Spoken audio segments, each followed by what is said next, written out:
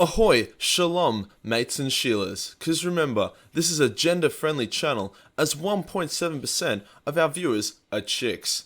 I feel like this video will cause an absolute shitstorm for me, but fuck it, that's a part of the fun. Before I get started though, I need to clear the air. For some strange reason that I just can't pinpoint, you guys seem to think that I hate Age of Sigmar, known as Age of Shitmar. This is just completely not true. Age of Sigmar can suck itself off. I am very open-minded, and I believe Age of Sigmar has a lot of great qualities. I would rather let Lord Skrolk put a cactus dildo in my asshole as he chews on my nuts than play Age of Sigmar. I will now cover all the major pros and cons of Age of Sigmar. If you disagree with anything in my list, then comment below. I read all comments. If you would wanted to know more about Age of Sigmar and its lore, I made a video explaining all of its lore to date. Link will be in the comments and the description. Also, please subscribe. I'm doing a big giveaway when I hit 10,000 subscribers, and I'll also leak my nudes. So subscribe. There's benefits. Also, please stop reporting my videos. It's becoming hell to keep having to ask YouTube to stop demonetizing me. Anyway, let's get into it. Kicking us off with the first pro of the night, I'm just gonna say it. Love it or hate it, Age of Sigmar breathes fresh life into an old and tired universe that wasn't really doing much.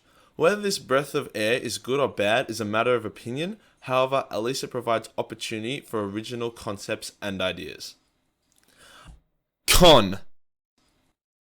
I'm just gonna fucking say it. The fundamental problem behind Age of Sigmar is the fact that it wasn't built by passion or innovation or desire to advance the Warhammer fantasy universe. It was made as a way to claim more copyright and to try and increase Games Workshop's revenue. And before you know, smartest motherfuckers are like, "Oh, MajorKill, it's a company. Obviously it has to make money, like, that's the point." And like, yeah, no shit, of course it does. But because it was driven by only money in mind, we were given the end times, which is the narrative equivalent of autism infused with cancer. It's rant time, boyos. The end times consisted of Games Workshop shitting on 30 years of established lore and characters. It's fine that they wanted to do a reset and they wanted to have an epic end of the world event to do it, but a serial rapist becoming the honorable leader of the elves, Mazdamundi dying because he was destroying fragments of the moon that Skaven nuked, they even fucking forgot to write an ending for Skarsnik. Like, what the fuck? Calm down, MajorKill, you'll get demonetized. Oh, okay, I'm good, I'm calm. Anyways, the motivation for Age of Sigmar, its creation, spawned the end times, and gave Age of Sigmar a very rocky start, as it attempted to recover and get back on track with the shit source material. Coming off that rant, I think I have to elaborate a little bit.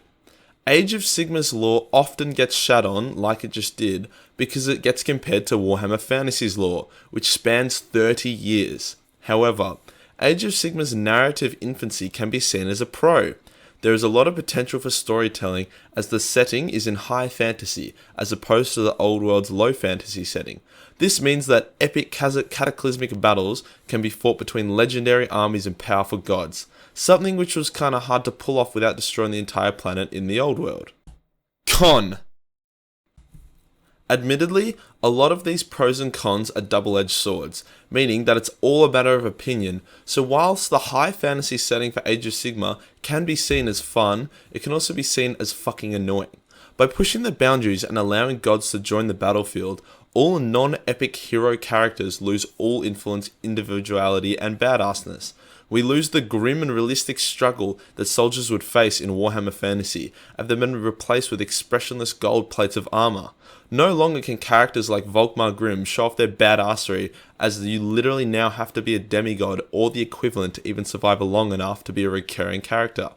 This just kinda kills the stakes for me a bit, as I don't think I'll be able to get goosebumps reading about Sigmar's skull fucking everything to death, because he's just so uber powerful. It's expected, it's not unique, it's not special. This one is really a matter of preference though, depending if you like the high fantasy.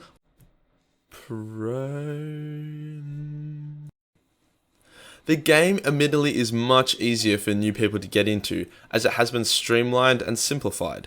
This has been reinforced with good value starter packs, and free rules to help beginners not shit themselves when they start playing. Some do argue though that the game has been made too simple and has lost the dimension of depth. I've seen it been described as Age of Sigmar being a game of checkers, while Warhammer Fantasy was, a game of chess. However, people do tend to enjoy checkers, so I would say that this can be seen as a positive. Con. When resetting the Warhammer universe, Games Workshop were lazy as fuck and decided they wanted to keep, various heroes from the old world and bring them into Age of Sigmar. Unfortunately, they try to bring them in with no fucking explanation about how they got there or how they all became powerful gods and demigods. This is something that is, forgivable, other than the fact that they left out various other established and fan favorite characters and heroes who seem to have had off-screen deaths. People are desperately waiting for heroes such as the Green Knight Abarosh and etc. the Imperishable, I miss him. Etc. They're waiting for them to join Age of Sigmar, but there's no sign of them in the moment. Games Workshop also seemingly deleted Bretonnia and Tomb Kings from the face of the earth, leaving owners of both these armies kind of fucked, as their miniatures could technically no longer be used in the game. I feel as if they either should have completely reset it and required new models to even play Age of Sigmar, so that whoever wanted to go and play Age of Sigmar could buy the new models, and then they would also support 8th edition and maybe even create a 9th edition, so you could kind of fork the community a bit and make everyone happy, you know what I mean? Or they could let all units and factions be reused in a lore-friendly manner. Actually, I don't give a fuck, just bring back Cetra, please. I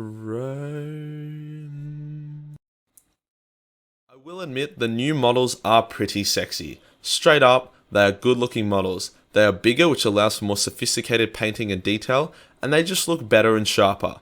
They're sexy, okay, I'm allowed to get off, I'm allowed to wank my dick off to them. Con. This one is up for debate, but the armies are just a little bit small. You no longer get the sensation of leading massive armies, but you have to accept small armies with higher quality. Some people may like the small armies, but my name is MajorKill, and the more units there are, the more major killing that occurs. Con. As mentioned earlier, Games Workshop got a massive erection for copyright, so that when they lost the battle to try and own all names like dwarves and high elves, they had a hissy fit and changed all the names into confusing unneeded shit. Lizardmen are now Sephiron, wood elves and forest spirits are now the Sylvaneth. Whilst the names themselves aren't shockingly bad, it is a constant slap in the face and painful reminder of why Age of Sigmar exists, because Games Workshop don't want to fuck.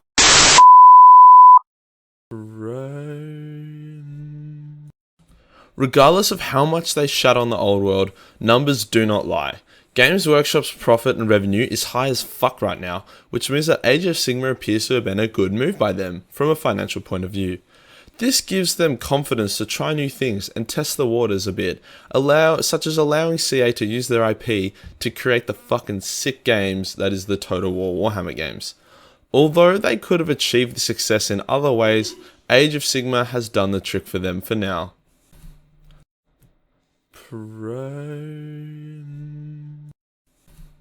Apparently, cannot confirm or deny, but the writer of the End Times got fired or demoted. Yep, that's the pro here.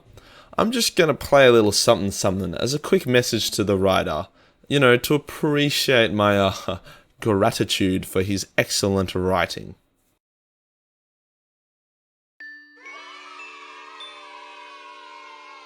I try to live my life every day. Keep out of strife, come what may. I try to do unto others as I'd have them do to me, but it can't be done for everyone, and now it's plain to see. You are a cunt, cunt, cunt, cunt. I think that's stinking cunt. Say it ain't true, but he'll tell you you're a motherfucking cunt. You are a cunt, cunt, cunt, cunt. Motherfucking cunt. Everybody knows from your head to toes you're a big fat stinking cunt. Song credit goes to Cat Mix Snatch, link in description. Con. It just kind of feels like a PG kind of game. The high fantasy setting means it avoids all the realities of war and the horrors of war. There's no painful deaths for combatants like trees, zombies, and golden armor and demons. There are only a few races that actually bleed, and even then they don't really bleed a red violent blood.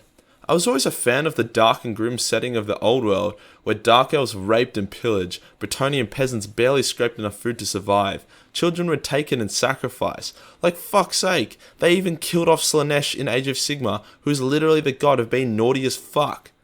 Ah well, if it gives them a wider market, then so be it. Con! And last but definitely not least, Age of Sigmar is just so fucking unnecessary. If the end times had been properly written with the love it deserved, the old world still could have been changed and devastated, with new factions and armies arising from the ashes of the world. Gods could have, remained in the mortal realm to create a setting which incorporated the best of high and low fantasy. But alas, it is what it is, and this is what we've been given, so this is what we will play with, for now. Just fucking give us Cetra and we'll call it even. Like, I'll stop hating if Cetra's there. I'll actually make a positive video if Cetra's there, like crazy, am I right?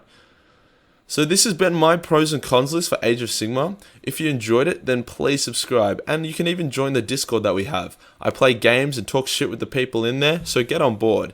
If you didn't enjoy this, then call me a shit cunt in the comments, or have a constructive conversation with me. Again, if you want to learn more about Age of Sigmar and its lore, and why I'm quite, not its greatest fan ever, like I don't have not its greatest fan, then that will be in the link in the description and everything. Let's see if I stay monetized for this one. Somehow I doubt it.